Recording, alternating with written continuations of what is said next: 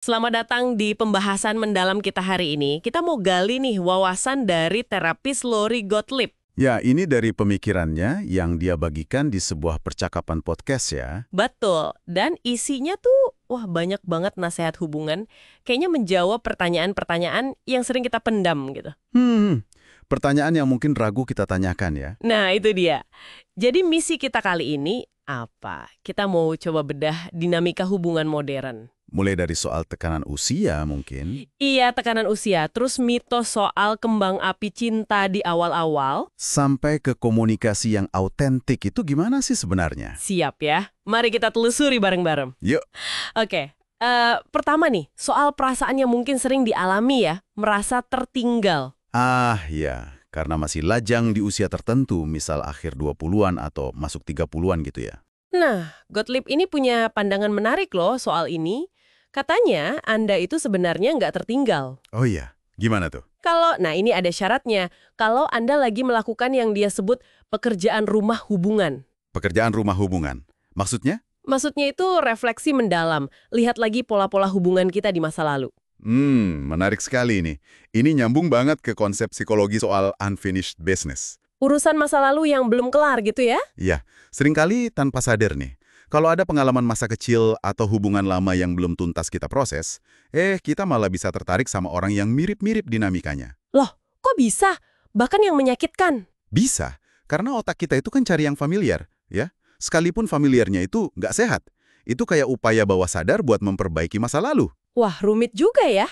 Makanya, pekerjaan rumah ini jadi kunci. Untuk ngenalin polanya, pahami, terus baru deh bisa milih pasangan yang lebih sehat secara sadar. Fokusnya jadi bukan status lajangnya. Tapi kemajuan diri kitanya ya. Betul. Pertumbuhan emosional Anda itu yang penting. Oke, jadi masa lajang itu bisa jadi masa progresif kalau kita pakai buat refleksi ya. Bukan cuma nunggu pasif. Tepat sekali. Nah, terus gimana nih kalau udah mulai ketemu orang baru? Kencan pertama misalnya. Kan sering ada ekspektasi harus ada kembang api itu tuh. Iya, mitos kembang api atau cinta pada pandangan pertama. Gottlieb ingetin, ekspektasi ini seringkali menyesatkan loh. Menyesatkan gimana? Kencan pertama, itu kata dia, ya seringnya kayak wawancara kerja. Kita nunjukin versi terbaik diri kita. Belum tentu yang paling asli kan? Iya juga sih, agak jaim mungkin ya. Nah, makanya pertanyaan paling penting setelah kencan pertama itu bukan, dia orangnya bukan dia. Atau dia cakep menarik nggak sih? Terus apa dong? Pertanyaan kuncinya, bagaimana perasaan Anda tentang diri Anda sendiri waktu lagi sama dia? Oh, fokusnya ke dalam diri ya, bukan cuma menilai dia. Persis. Anda merasa nyaman nggak? Bisa jadi diri sendiri, merasa didengerin, dihargain. Itu tuh Itu indikator yang lebih kuat katanya. jauh lebih kuat untuk prediksi potensi hubungan jangka panjang dibanding kembang api sesaat yang mungkin cuma karena penampilan awal atau suasana aja. Karena ketertarikan yang dalam itu tumbuhnya belakangan ya, pas udah lihat aslinya. Betul. Pas udah lihat pribadinya, bukan cuma performance-nya di awal. Oke, paham. Jadi lewatin kencan awal fokus ke perasaan diri. Terus kalau hubungan lanjut, gimana bangun koneksi yang lebih dalam? Kan kadang kita mikir, oh kita sama-sama suka film A, berarti kita nyambung banget. Nah, itu dia. Gottlieb bilang, kesamaan hobi atau selera itu oke, tapi itu belum tentu pemahaman mendalam. Dia pakai analogi bagus soal manual pengoperasian. Manual pengoperasian pasangan, gimana tuh? Ya, ini bukan soal dia suka makanan apa atau nonton apa, tapi lebih ke cara kerja internalnya. Maksudnya? Apa sih yang bikin dia stres?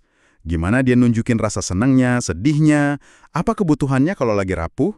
Gimana cara terbaik dengerin dia, gitu-gitu. Wah, ini dalam sih. Dan ini bukan soal baca pikiran ya. Justru sebaliknya, kita perlu berani kasih tahu manual diri kita dan juga penasaran pengen tahu manual pasangan kita. Berarti komunikasi aktif ya kuncinya. Butuh berani terbuka juga. Banget. Contohnya soal ulang tahun yang dia kasih itu jelas banget. Daripada kita ngarep pasangan jadi dukun, nebak mau kita apa, terus kita kecewa kalau tebakannya salah. Mendingan ngomong langsung aja gitu. Misalnya, aku tuh sebenarnya lebih suka dirayain kecil-kecilan aja gitu. Iya. Atau, aku seneng loh kalau dikasih kejutan kecil. Justru pas kita kasih tahu cara bahagiain kita dan pasangan melakukannya, itu kan bukti dia dengerin dan peduli. Ikatan jadi kuat. Komunikasi nyata ya, bukan tebak-tebakan. Betul. Nah, ini nyambung ke perbedaan penting yang Gottlieb tekankan juga. Antara bilang aku cinta kamu sama aku ngerti kamu. Tepat sekali. Seringkali dalam hubungan jangka panjang, yang paling kita rindukan itu bukan cuma ungkapan cinta, tapi perasaan kalau pasangan kita tuh benar-benar ngerti kita. Ngerti cara kita mikir, ngerasain sesuatu, bereaksi, gitu ya? Iya, usaha tulus buat memahami manual pasangan buat benar-benar dapetin dia gimana orangnya, itu bentuk cinta yang aktif banget. Seringkali rasanya lebih bermakna dari kata-kata doang. Iya sih. Masuk akal banget. Oke deh, jadi kalau kita rangkum nih ya dari obrolan kita soal pemikiran Lori Gottlieb ini, pertama, pertumbuhan pribadi lewat refleksi, itu si pekerjaan rumah tadi, jauh lebih penting dari sekedar status hubungan kita apa. Setuju, fokusnya ke dalam. Kedua, pas ketemu orang, apalagi di awal, perhatiin gimana perasaan kita soal diri kita sendiri pas sama dia. Bukan cuma cari kembang api. Itu penting banget buat fondasi. Ketiga, bangun koneksi yang dalam itu lewat komunikasi yang jujur. Saling kasih tahu dan pengen ngerti manual pengoperasian masing-masing. Ya, saling belajar manual masing-masing. Nah, oke. Udah cukup jelas ya poin-poinnya? Mungkin sebagai penutup nih ada satu pemikiran yang bisa direnungkan. Kalau hubungan itu diibaratkan tarian ya. Tarian. Oke. Kita kan sering nunggu pasangan yang ubah langkahnya duluan, biar tariannya jadi bagus, jadi harmonis. Nah, Gottlieb ini kayak ngajak kita mikir, langkah spesifik apa sih yang bisa Anda ubah duluan? Dari sisi kita sendiri ya? Iya, Tanpa nunggu dia berubah. iya. Langkah apa dari Anda yang bisa bikin tarian ini jadi lebih baik? Sesuatu untuk Anda pikirkan mungkin ya. Wah, pertanyaan reflektif yang bagus tuh. Oke deh, sampai jumpa di pembahasan mendalam kita berikutnya ya. Sampai jumpa.